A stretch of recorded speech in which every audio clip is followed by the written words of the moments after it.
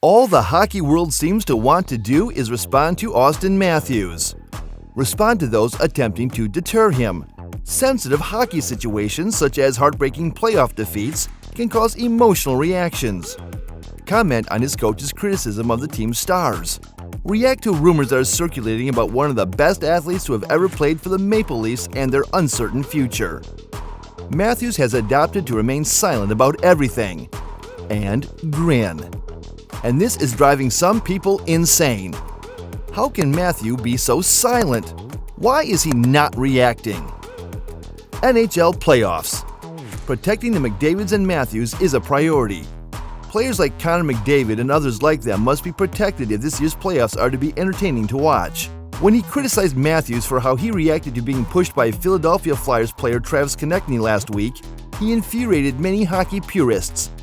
Konecny tried desperately to provoke Matthews into a fight in the closing seconds of a game that the Leafs had already comfortably won. While his teammates dove in and beat up the Flyers' pest, Matthews appeared to stand back and smirk at Konecny. You cannot simply accept that your teammates are defending you while you are laughing about it, raged Rupp. We have seen this film. With Auston, I have repeatedly observed this. The cool card cannot be played because it floats.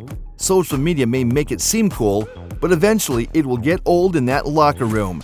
If Rupp's criticism, snide allusions to a similar incident in a playoff match against Montreal 2 years ago, or the commotion the incident sparked on social media bothered Matthews, he didn't show it.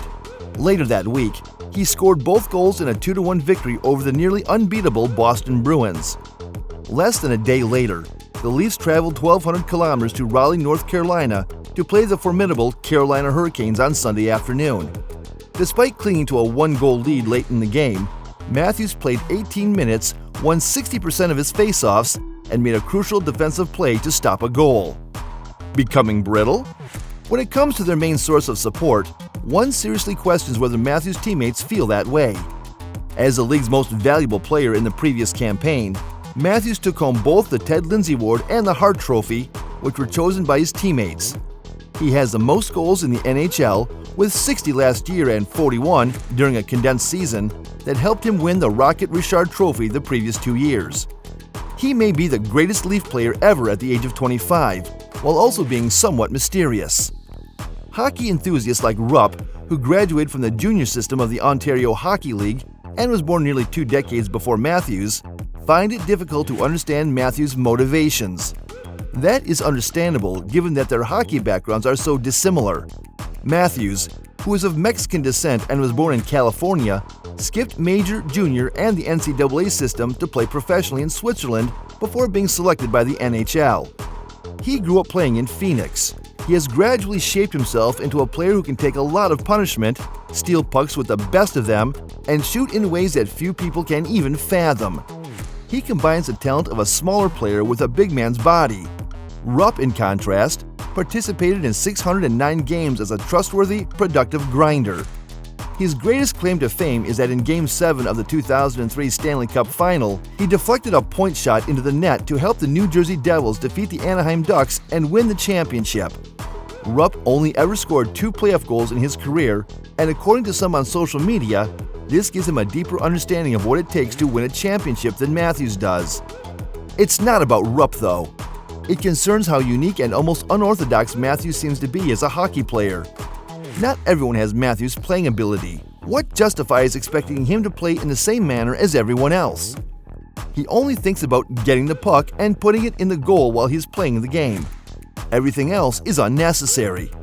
Like another incredibly talented American player, Trevor Zegras of Anaheim, Matthews plays every shift like it's his chance to put on an offensive highlight reel for YouTube. Like Tyson Nash claimed, the Ducks forward deserved a violent cross-check from Arizona forward Jay Beagle for trying to skill it up too much. John Tortorella's criticism of Zegras for not being great for the game after a spectacular assist, and Tyson Nash's criticism of the Ducks forward for trying to skill it up too much. Matthews' strategy won't always win over those who think scrums, fights, and making talented players endure that many people enjoy watching fail, and Matthews emerges as one of the sport's most intriguing players at the moment. You must message that you will not take liberties with your stars. You must send the message that you will not take risks with your stars. For years, the plan has been to get physical and make life difficult for their stars. but numerous times this season in the regular season, opponents have targeted Matthews and the Leafs have responded immediately, such as in the game against Philadelphia, where connections would come after Matthews and Giordano. The main point is not who steps in, but rather that someone steps in at the end of the day and sends a message that if you're going to take a run at our star player, you're going to pay the price. This is something that was a topic a couple of weeks ago when the Flames needed McDavid. Even though it isn't their responsibility, McDavid or Matthews teams will keep star players like Connor McDavid and Auston Matthews. A lot of talented NHL stars are on the verge of making their way to the postseason and showcasing the game in a way only they can. Yes, there's only one Connor McDavid, and no one seems to score goals like Matthew, but there are plenty of others. The NHL appears to be far behind the NFL or NBA in terms of leveraging the marketability of its best players.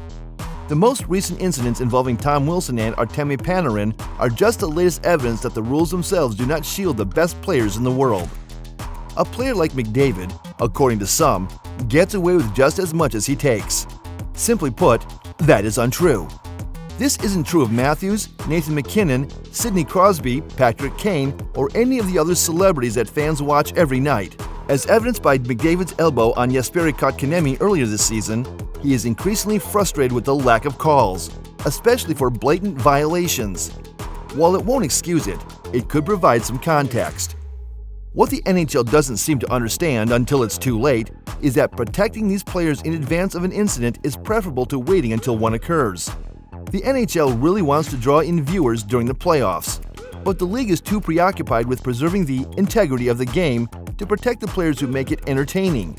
Imagine the consequences if McDavid is eliminated from the series in Game 1 of the Oilers series against the Winnipeg Jets.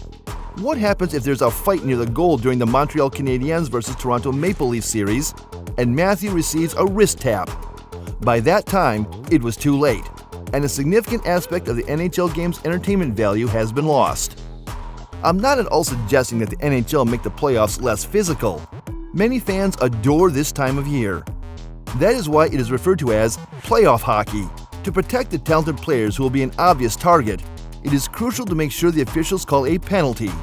The prevention of games getting out of hand, which has frequently occurred this season, must be a top priority. It's unlikely that the Wilson play, the playoff atmosphere, or the custom of referees putting their whistles away will benefit the game over the coming weeks. Just make the necessary calls when the law is being broken. Don't call a penalty if there isn't one. That might be challenging in light of the NHL's own controversy this season, in which a referee was overheard on a hot mic confessing to calling a penalty to level the playing field. Establish the tone early and permit physicality, while staying within the bounds of the rules. And for supporters who claim that they will only allow star players to have 4 or 5 point nights, my only response to you is, what's your point? Do let us know your views on this. Please like and share our videos. Please hit the bell icon with a puck. Thanks for watching. See you guys in the next video.